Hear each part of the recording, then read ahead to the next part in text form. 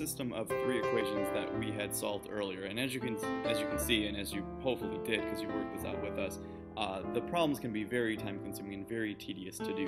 While they're not hard because it's just really adding and multiplying and using elimination repeatedly, they are definitely time-consuming. So let me show you a shortcut for how to do these problems using your calculator. So this is the fabled shortcut I may have told you about in class. So here's the big secret. So what this is going to involve is we're going to use a matrix to solve these problems. So on your graphing calculator, find the matrix button. It's located right there. To access it, you need to press second and then X. It's called the inverse key, X to the negative first. So second matrix to get into the screen. And the first thing we'll need to do is input this data, our equation, our system, into a matrix. So go over to Edit, and then select whatever name you want. I'm just going to pick matrix A. That'll be easiest to do. So first thing up here, they want the dimensions of the matrix. Well, the dimensions go rows first, and then columns over here. So our rows are going to be our 3 equations. We're going to say 3.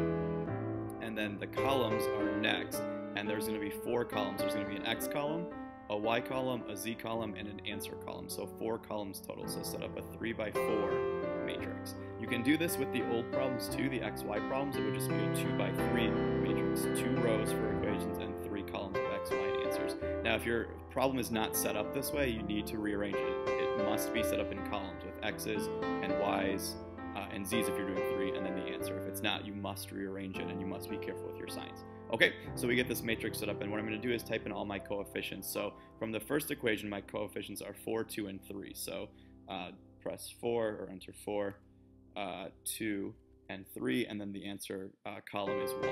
So there's my first row of the matrix. Next up, let's type in the second row, all my coordinates, or not coordinates, all my coefficients.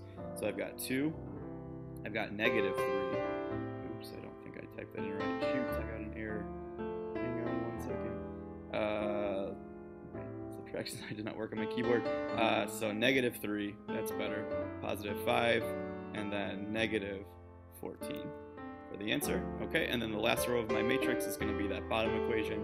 So 6, negative 1 is in front of that Y, and then a 4, and finally another negative 1. Now, if any of your variables are missing, like if there was no Z in this bottom equation, for example, you must put a 0. You have to have everything lined up. You have to have a number for everything. So if it's a 0, make sure you have a 0 in there. Okay, so our matrix is set up. Go ahead and quit. Go back to the main screen. And now here's how the shortcut works after your equation, after your equations are typed in your variable, into your matrix. So go back to matrix. This time go to the math column and scroll down to the bottom of your list.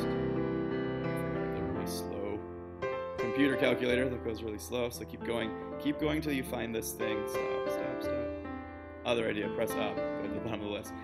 Find the thing called RREF. 2 R's, not REF, but RREF. It stands for, I believe, row reduced echelon form. I don't know. If anyone out there is smarter than me, let me know. But I believe it's row reduced echelon form or something like that.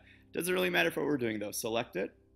That'll pop up, and then we have to go back to matrix one more time.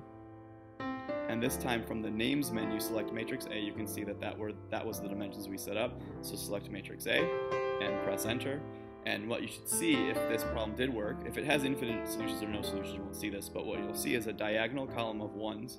That stands for 1x, 1y, and 1z. And then this final column over here, look at that. There's our answer. 2, 1, negative 3, all in order as x, y, and z.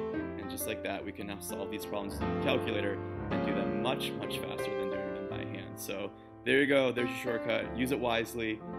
Remember, in class, if I say you must solve it algebraically, you got to show me the work. Calculators are a great way to check it to make sure you're right. It's a great way to solve story problems when I don't really care how you solve them. But there you go. There's your shortcut. Pretty cool, right?